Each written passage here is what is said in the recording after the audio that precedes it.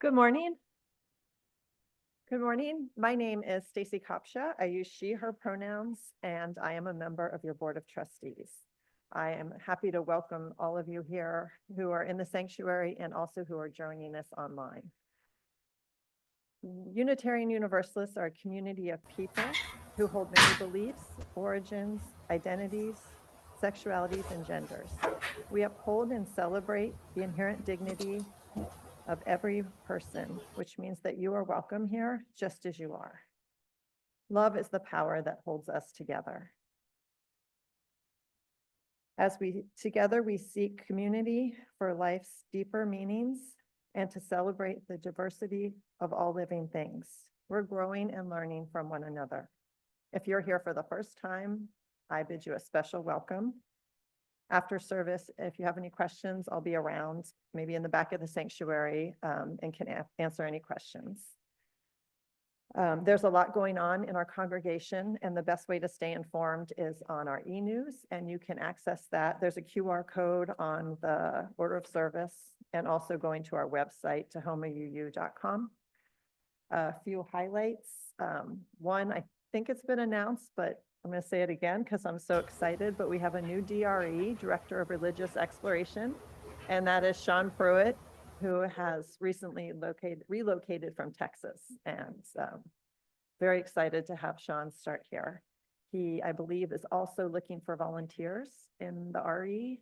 We're always looking for volunteers, so please see Sean and see how we can help him out and support him as he gets going. Today at 4, Lauren Bissenhoff, I struggle with her last name, is having a Halloween carnival planning event. And I think it's for hosting a Halloween carnival for the community. And so there's a planning event today at 4. All are welcome. There'll be a movie for the kids, so all ages are welcome. You don't have, and pizza, you don't have to have kids to come, just come for community and to support this event. There's an open mic night supporting our trans relocation fundraiser and committee. And that'll be here on Saturday, the 6th of September. There's flyers out front. There's an upcoming board meeting, which is on this Thursday at 6:30 in the sanctuary. And it's welcome for anyone who wants to come and observe. It's a good way to see what's going on in the workings of the church. Last 2 other things, Susan Kunkel brought some applesauce. Is that correct? From her tree. And so there's some frozen applesauce on the back of the table. I got some last week. I had 2 kids who've had wisdom teeth taken out. And so it was a blessing for them. So thank you. And she brought more this week. And let's see, Reverend Margo has an announcement to make as well. This is not the announcement, but I think we're going to need another table. There's squash out in the foyer where you came in. So if you want squash, take that home, and the applesauce. And I think as the late summer bounty grows, we may need an auxiliary table. What a terrible problem to have. My short announcement is for our families. On 2 Sundays from now, so that would be September 7th, we are going to do a blessing of the kids' backpacks. So if kids would like to have their backpack blessed, that will be part of what's going on in the sanctuary for the kids that day, September 7th. So not 2 Sundays from now. Thank you. And again, just sign up for the e-news that has all the information and more in that, and contacts in it. It comes out every Friday. Thank you, Cindy. And if you have anything you want to add to the newsletter, just send it to the admin by Tuesday or Wednesday. Yeah. Let's see. You're also invited to join us for social hour and coffee immediately after the service. If you're new and you would like to be approached, grab a red mug, and otherwise just take a white one, I guess. And I think that's it. If you are someone who could benefit from a large print hymnal or hearing assistance, they're available in the back of the sanctuary. As we begin our service in this beautiful place called Tahoma by the local indigenous tribes and nations, I acknowledge that we meet today on the land of the great Salish people. including the Puyallup tribal nations, land from which they were forcibly displaced. I honor the resiliency of the Indigenous people. Stand with them as they continue to protect their culture, land, and water, and fight for their visibility, sovereignty, and very existence. Lastly, please set your devices to worship mode. Take a deep breath. Exhale. Settle ourselves into this holy moment of sharing and receiving. Let us join together in worship.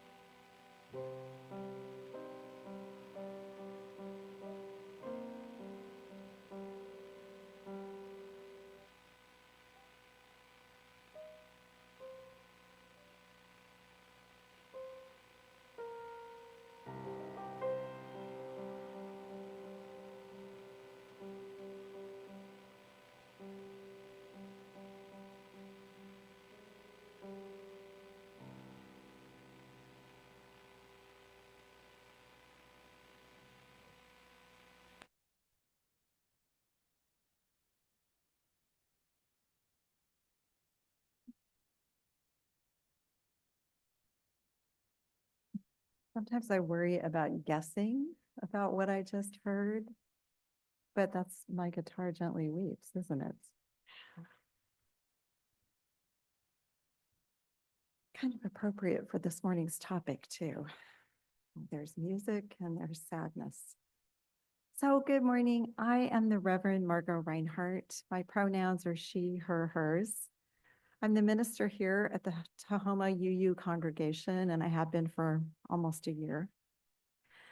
I have to say, all week I've been thinking we were going to kind of be a small group, kind of an empty house this morning, because a lot of the people who would normally be here on Sunday morning are off camping in Bakota. How many of you know where Bakota even is? It's by Tenino, which is by Olympia. Okay. So I am really delighted that there are so many people here this morning, and especially our newer folks who we've seen a time or two or three, or might be your first Sunday with us, and people who haven't been here for a while but are back this morning. So welcome. Today, we're going to talk a little bit about politics and camping and sweeping out our houses, which weirdly are all related to self-care. So let's settle. Let's just settle into the depth and the beauty and the mystery that happens when we create worship together. I have words from Mark Ward. As winds pull at the trees, we gather with new purpose. In each other's company, we find warmth against the approach of worry. We look to the bounty of summer to sustain us while the earth shifts. And we attend once again to the wider circles of relationship, reminded of the connections on which we depend. In each face, some softening, perhaps from age or from experience. We see the human story revealed, the journey we walk from mystery to mystery. Every day of our journeys, we are given new opportunities to accept and to give love.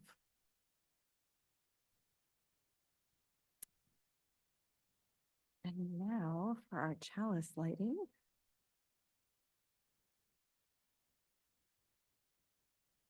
I am also your celebrant today. So I would like to invite up a special friend, Jimmy Blaze, to light our chalice this morning. And you can come on up. So I had the pleasure of meeting Jimmy last Sunday after service at the Social Action Committee meeting. And he's an 11-year-old young man, and he will be starting 6th grade at Baker Middle School, and he's here with his family. So we welcome all of them too.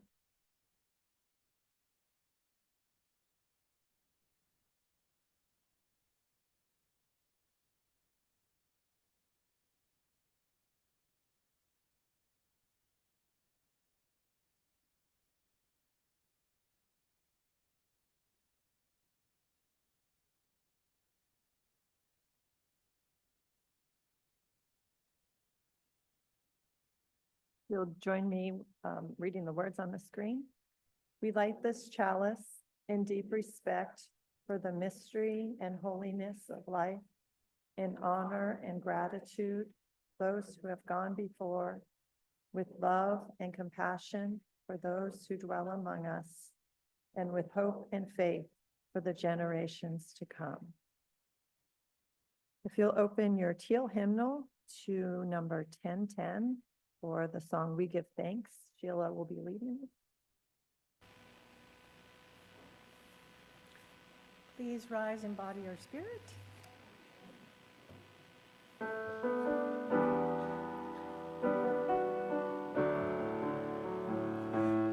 We give thanks for this precious day, for all gathered here and those far away, for this time we share with love and care,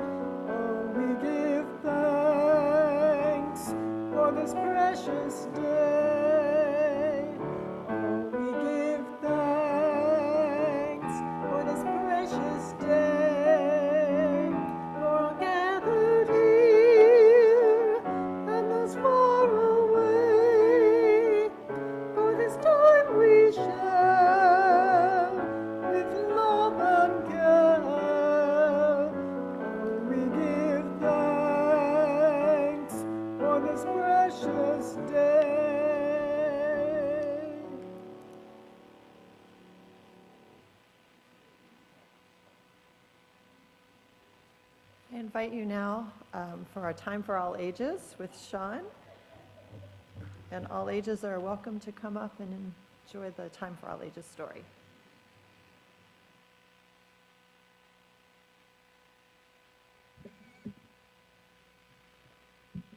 Good morning. Can everyone hear me? Awesome. I'm going to read a book today called Have You Filled Your Bucket Today? It's a guide to daily happiness for kids. It was written by Carl McCloud and illustrated by David Messing. Unfortunately, the book came late, so I only have the book to show pictures. All day long, everyone in the whole wide world walks around carrying an invisible bucket. You can't see it, but it's there.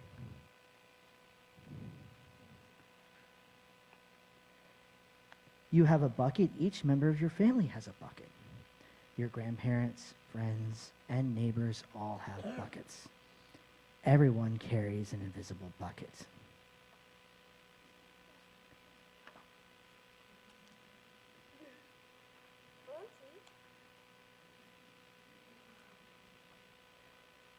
Your bucket has one purpose only. Its purpose is to hold your good thoughts and your good feelings about yourself. You feel happy and good when your bucket is full, and you feel sad and lonely when your bucket is empty.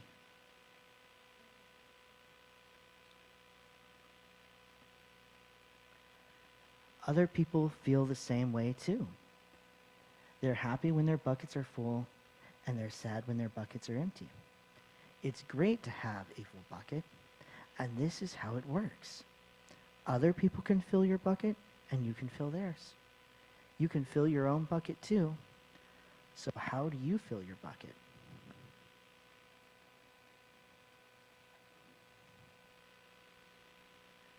You fill a bucket when you show love to someone, when you say or do something kind, or even when you give someone a smile.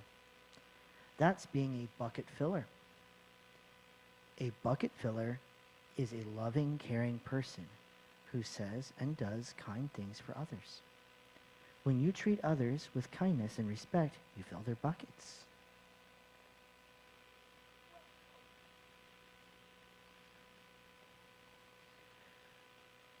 But you can also dip into a bucket and take out some good feelings. You dip into a bucket when you make fun of someone, when you say or do mean things, or even when you ignore someone. That's called bucket dipping. Bullying is bucket dipping. When you hurt others, you dip into their bucket. You will dip into your own bucket too.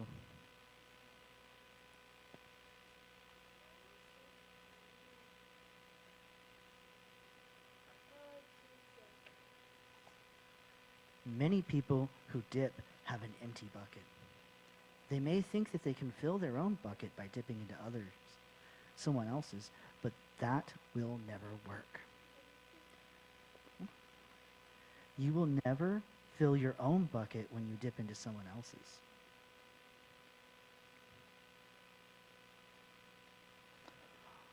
But guess what? When you fill someone's bucket, you fill your own bucket too. You feel good when you help others feel good. Right?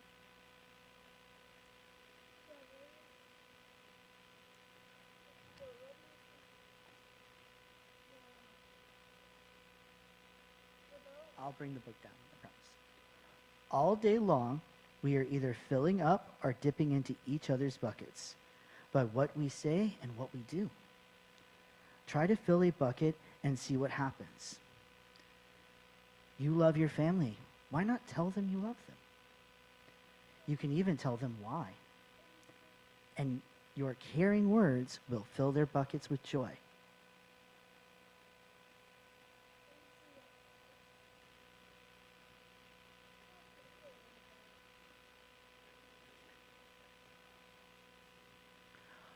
Watch for smiles to light up their faces. You will feel like smiling too. A smile is a good clue that you have filled a bucket. If you practice, your you'll become a great bucket filler. Just remember that everyone carries an invisible bucket and think of what you can say or do to fill it.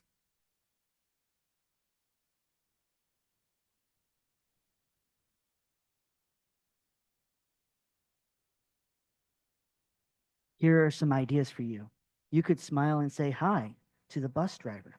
You can invite the new kid at school to play with you.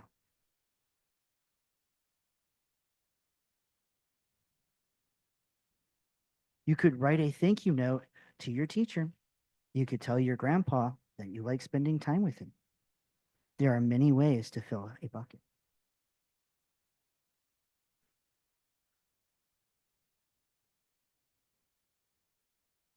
Bucket filling is fun and easy to do. It doesn't matter how young you are, it doesn't take much.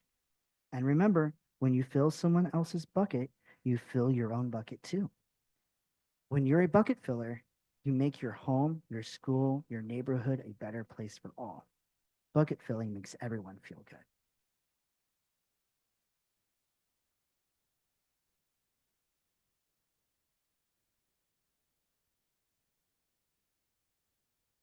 So why not decide to be a bucket filler today and every day?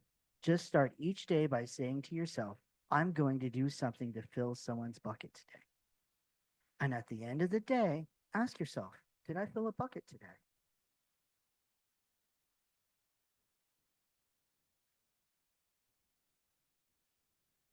Yes, I did. That's the life of a bucket filler. And that's you.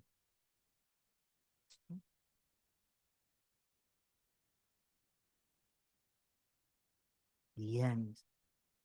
Okay. We're going to go talk about how we can fill buckets.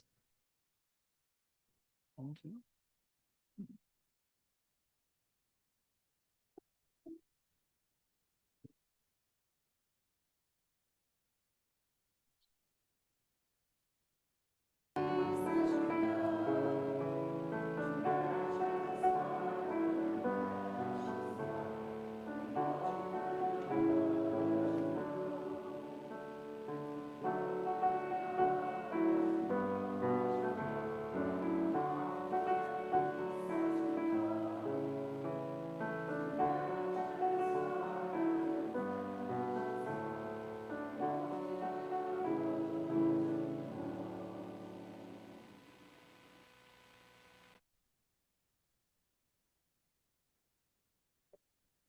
And now is the time where we invite everyone out there, both online and in the sanctuary, to be generous and give to Tahoma UU. If you want to do this online, you can go to tahomauu.com and click the Give button and follow the instructions that are on the web page. And if you're in the sanctuary, you can give right there, live and in person. We appreciate it. Thanks so much.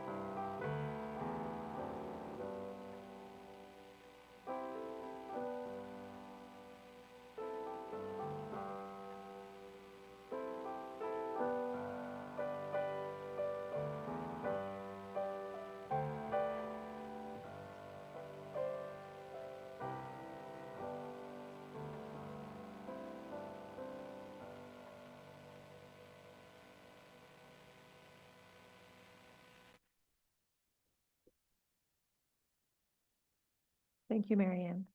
I'd like to have you join me in dedicating our offering. We dedicate ourselves and our offerings to the work of this congregation, weaving a tapestry of love we call community, both within and beyond these walls.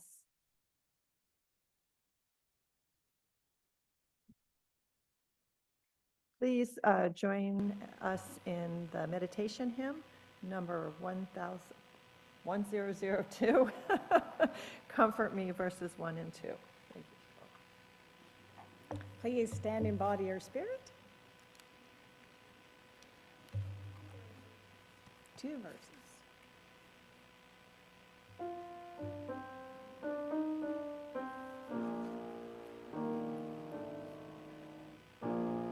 Comfort me, comfort me, comfort me, oh my soul.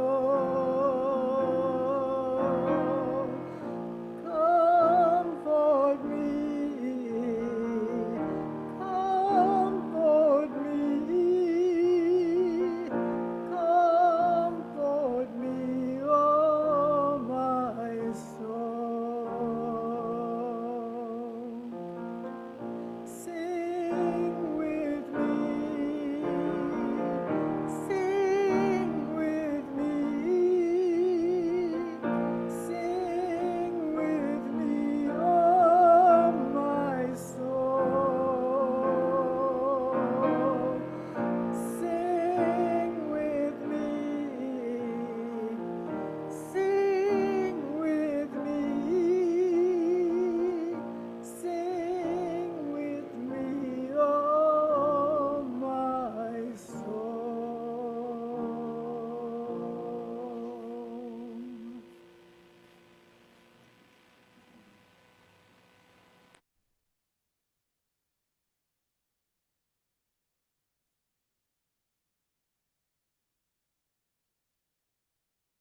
I'm going to start with wisdom from the 13th century Persian Sufi poet and mystic Rumi, who talks about doing everyday tasks with intention, that's part of a spiritual practice, and it's part of what calms us, and it's part of what brings us back to the very fundamentals of living. And Rumi says, sorrow prepares you for joy. It violently sweeps everything out of your house so that new joy can find space to enter. It shakes the yellow leaves from the boughs of your heart so that fresh green leaves can grow in their place. It pulls up rotten roots so that those roots can be hidden, so that the new roots hidden beneath have room to grow. Whatever sorrow shakes from your heart, far better things will take its place.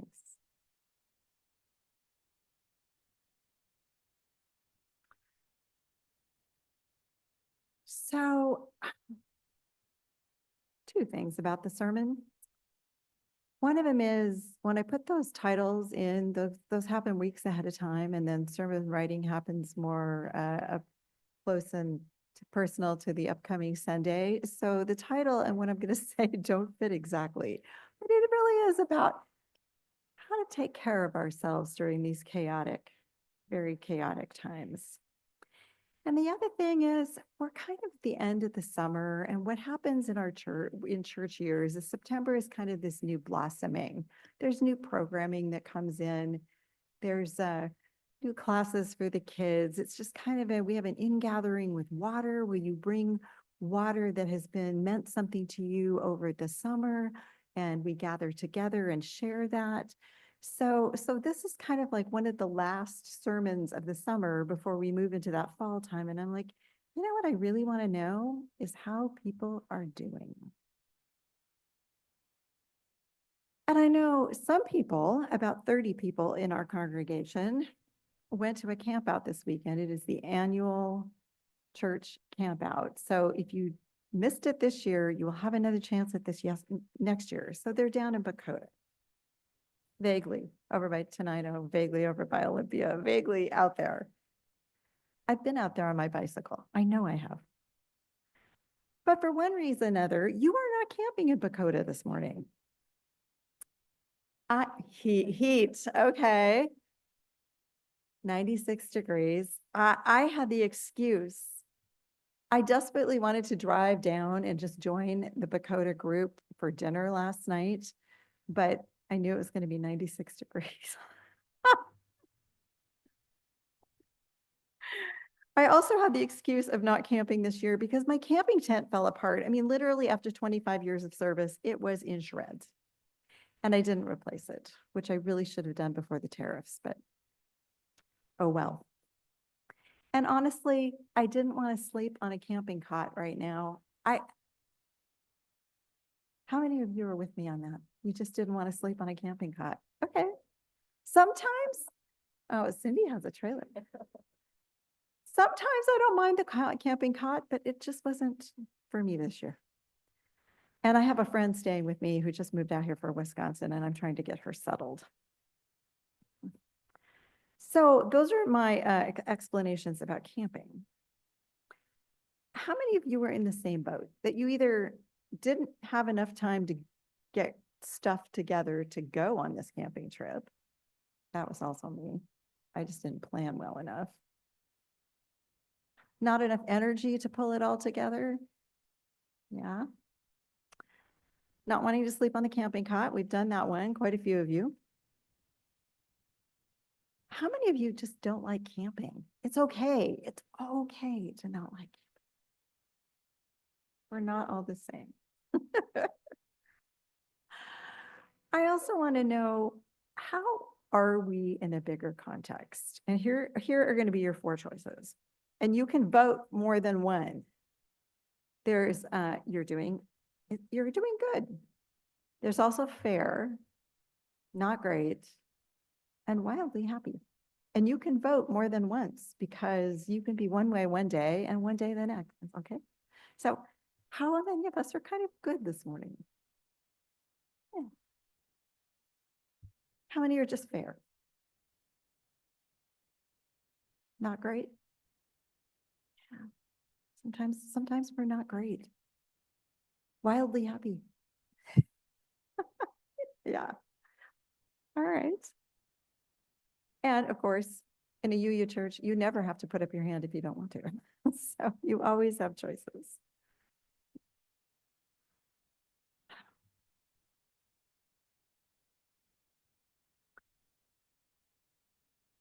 It's normal to fall into each of those categories. One day you might be happy. Another day you might be not so great. Another day, it's fair. I can get through. And another day it's good. You're kind of full of ideas. But what is important is, so if you fall into each of those categories and some of them that don't feel so good, that's okay and it's normal. If that's a few hours out of your week or a few days out of your month. But what we're trying to avoid is being stuck in the not good all the time. And self-care is the piece of that. And since January, it seems as though we are always feeling this extra weight of the acts of the current political machine that is happening. And I will tell you, on one hand, I'm really tired of preaching this sermon. I'm like, oh my gosh, we have to do this again. We're not doing as well as we'd like to be doing because of what's going on in our country. And I'm like, when will that come a day where I don't have to keep preaching that sermon? And the other side of me says, I'll preach that sermon as long as we need to hear it. As long as we just need to continue to come together and regroup and think about what we are doing next, we're going to keep doing this sermon, but hopefully in different ways. And this morning, that really came home to me as I was pulling off of I-5 and I make that little turn to get on to 56. And I do it in kind of a weird way. I turn earlier than most of you probably would. And as I was driving by, there was yet another person of color I saw who was doing their landscaping work, trying to keep their hat pulled down as far as they could, trying to turn their face away from the main road, when all this person of color was trying to do, this brown-skinned man, was to do his work in his job and was also beautifying our neighborhood and was hoping to not be seen by ICE. So then I was like, yeah, we're going to keep doing this as long as we keep fighting what is going on in our country right now. So I came across, I am now getting my news from a person called Doug Mutter, who is a Unitarian Universalist, and he writes the weekly Sift, which is his gathering of the news stories of the week. And he tries not to be, his word is hysteria. He tries not to be hysterical about them. He tries to be factual, and he tries to be rooted in action.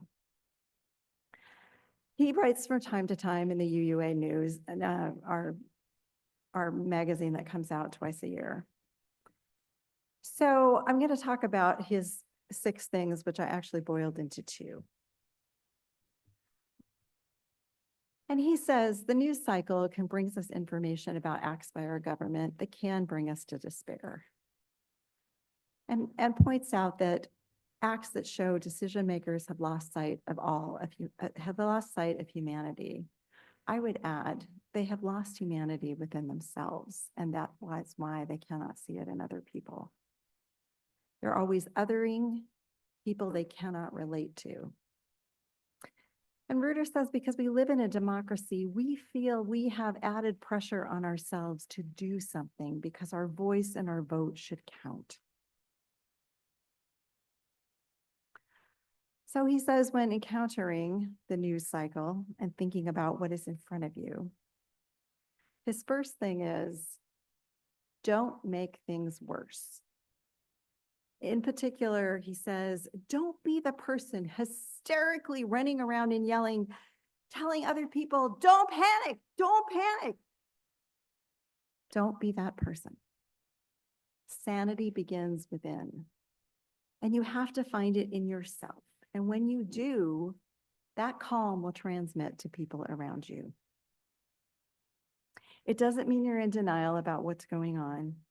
And it's not that you refuse to surrender it's just that you are not going to surrender all of your thoughts and all of your physiology, the way you embody that stress.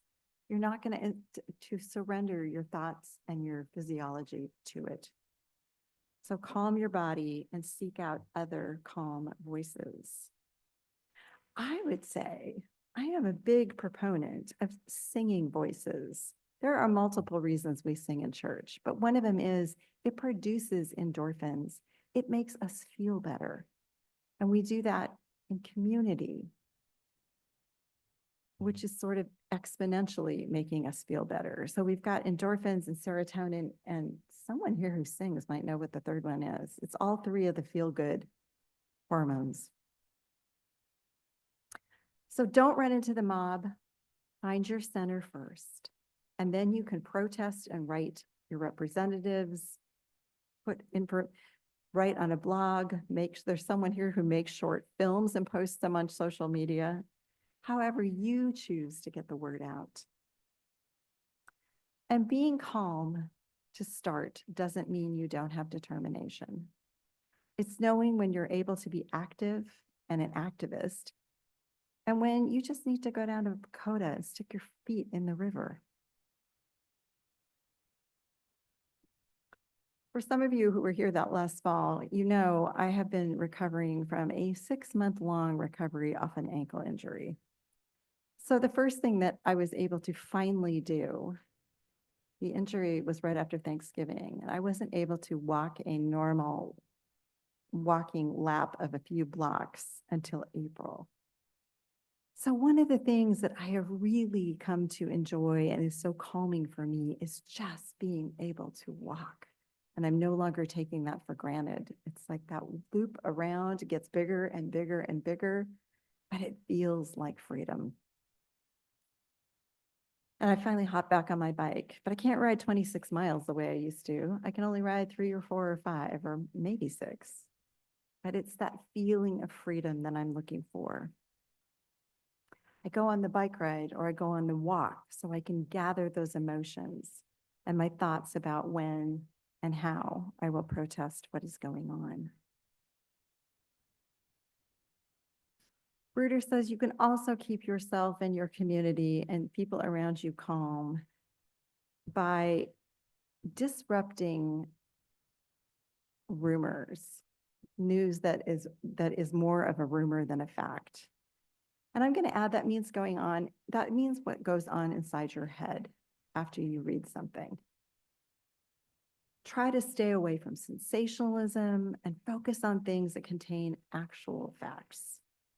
I know that many news sources are not telling us the real story because they're either trying to advance their political agenda or they're trying to keep their ratings high, or of course, both. And I have also become more discerning about what I think more of more centered media. I even find that I'm becoming annoyed when the New York Times and the Washington Post are putting out that sensational headline because they want me to get in there and read more. And so I read the terrible headline, I get all revved up, and then I'm already revved when I start reading the piece, and then it's harder to get myself calmed down again. So reader says, don't go with the rumoring headline, just go with the facts that are, discern what the facts are within what you are reading off of social media. Yeah. He has, if you want to go to his weekly Sift and actually read this, it is called In Times of Hysteria. And he has a lot of there about having conversations with other people, but that isn't really what I wanted to talk about this morning.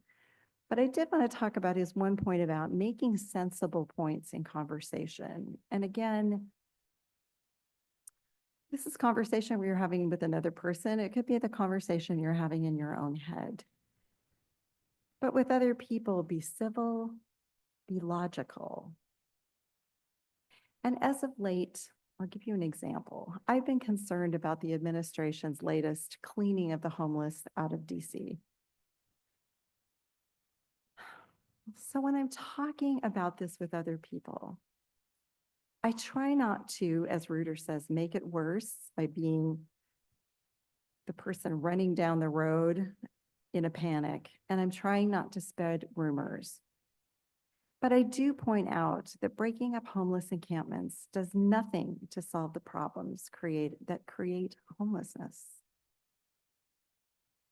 Our homeless people can tell us that. They know. They are living it or have lived it. The answer isn't the National Guard. The answer is more services and more opportunities. So when I'm in conversation, I talk about safe parking. I talk about places that would have substance abuse treatment and not huge long lists to get people in. Medical care, housing with services on site, case managers who can connect people to what they actually need, not what we tell them they need. And Reuter's last one, he says, look for unlikely allies. And what he chose to focus on in his piece was Christians. And remember, we're Unitarian Universalists. And for those of you who are newer to Unitarian Universalism, we come out of Christian roots. There were Unitarians, there were Universalists. They eventually merged in 1961, but we come out of those Christian roots. But already in the mid-1800s, especially the Unitarians were pulling in mysticism from Hinduism and from Buddhism. And they were saying different world religions hold great wisdom. What could we learn? And Unitarians were pulling away from the divinity of Jesus, seeing Jesus more as a prophet or an incredibly wise teacher who had many great things to say. We also added humanists into our mix around the 1900s. And so we come at this from many roots, but we also started creating distance from our Christian forebears. And so Reuter, being a Unitarian Universalist, is saying, we might need to be moving back because we can be partners in this good work. And I also know in Unitarian Universalist churches, we have people who have left Christian churches because they were abused there in some way, even being told they were unacceptable due to gender identity, sexual orientation, who they love, even for spiritual beliefs. And so we have this uncomfortableness sometimes with how we come again to Christianity. But Reuter says, seek out those Christians that are going to do the same work you want to do. And he says, the work of Ryan TUUC, who summarizes, and I'm just going to quote this because it's easier. He says, find the Christians who say, as Christians, there are certain things that we just don't get to do. And I want to say it applies to us too, whether you're a Christian or not. We don't get to hunt for excuses for why we don't need to include those people in the category of neighbor. We don't get to look for justifications for why it's better to build a wall than a door. We don't get to label people in convenient and self-serving ways in order to convince ourselves that we don't have to care for them. We don't get to reduce the gospel of peace and life and hope to a business as usual kind of pragmatism with a bit of individual salvation sprinkled on the top. What we do need to ask ourselves, how can I protect myself and don't ask how you can protect yourself in your way of life, but rather how does the love of Jesus constrain and liberate me in this situation? And he says, these are Christians, Unitarian Universalists can work with and alongside and respect and share and cooperate.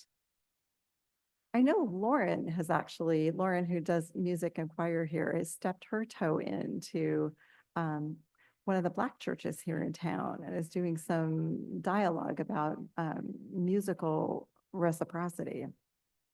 And I'm hoping to do more with the interfaith group this fall because there will be so much work to do.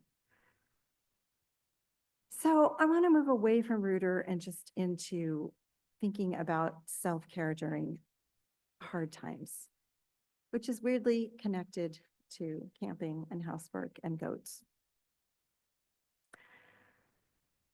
The other article when I was doing this I came across is from 2016 after the bombings in Paris. This is from international peace mediator Catherine Triantafilou.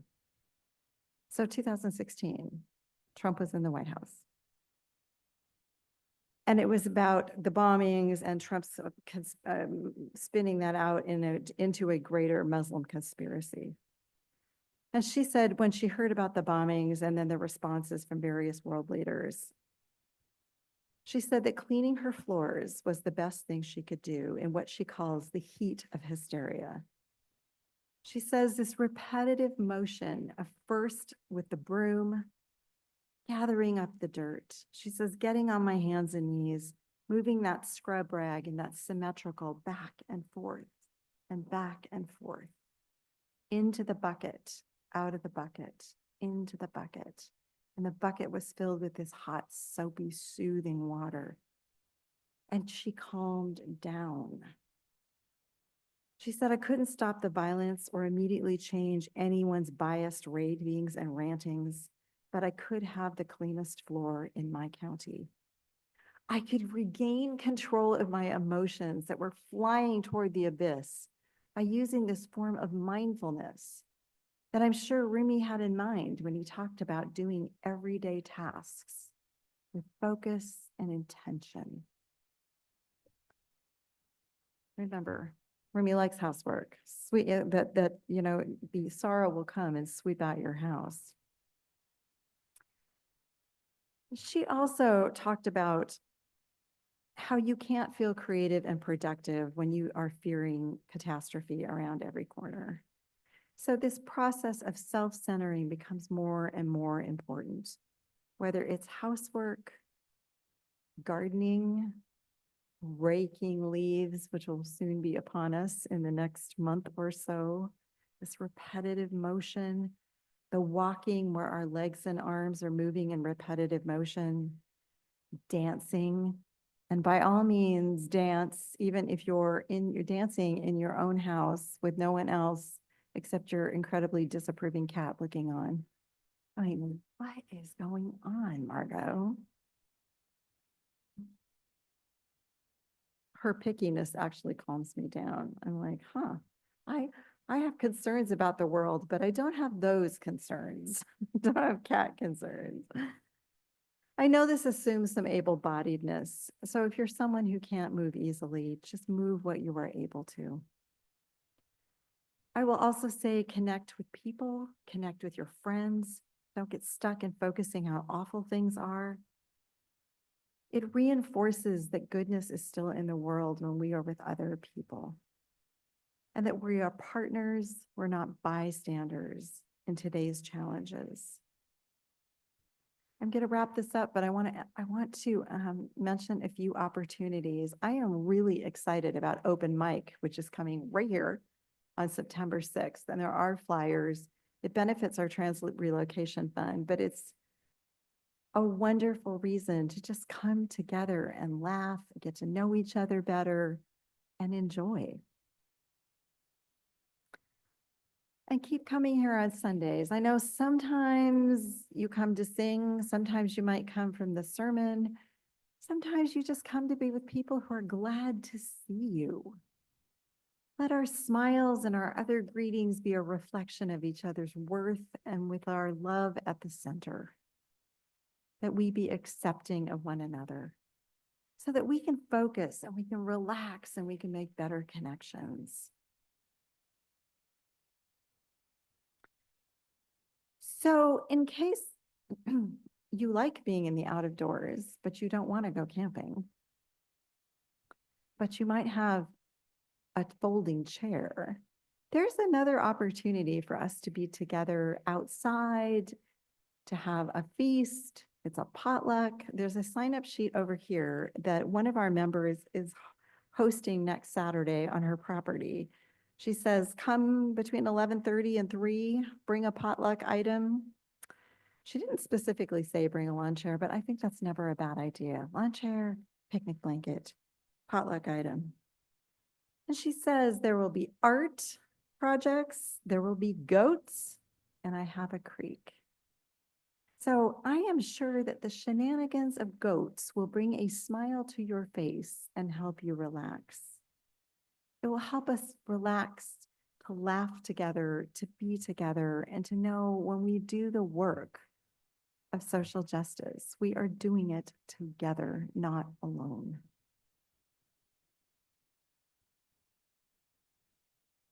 So I will close with that, and I just want to bring us back to the beauty and the grace of just being in this moment. And thank you for coming in this morning and being with us. Amen.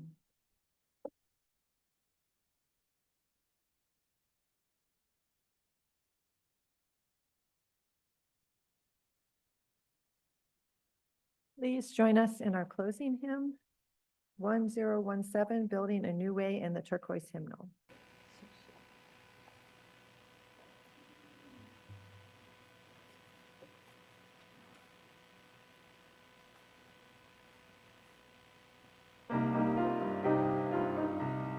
We are building a new way. We are building a new way. We are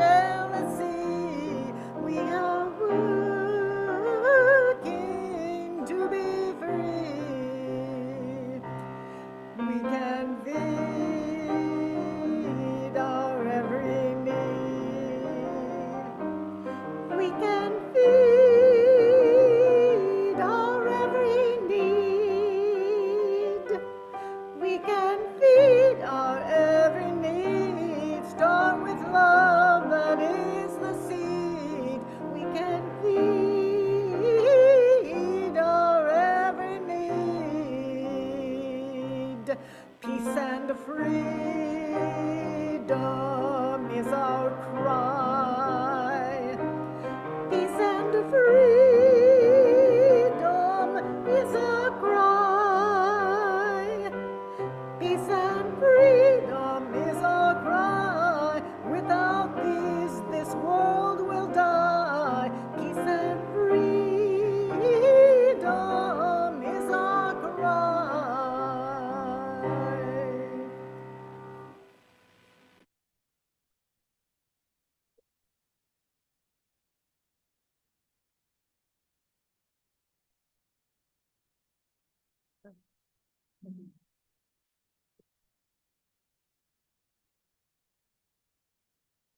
Our closing words from Stephen Levine.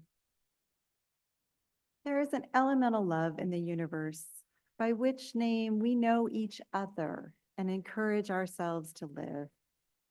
There is mercy making its way up through the ocean of the earth to the shores of our feet. There is a music so sweet it is almost unbearable, that is composed between the ear and the heart. There is a part of us that says it's never too late to be reborn on the in-breath of each morning.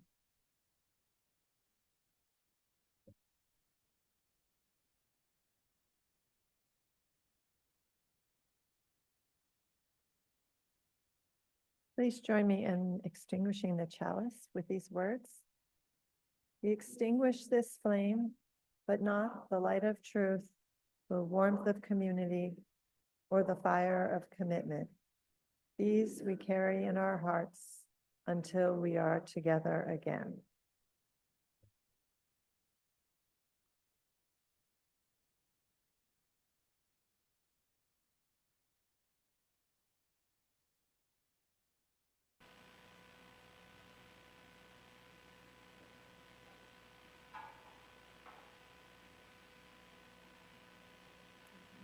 And if you'll join in the closing blessing song.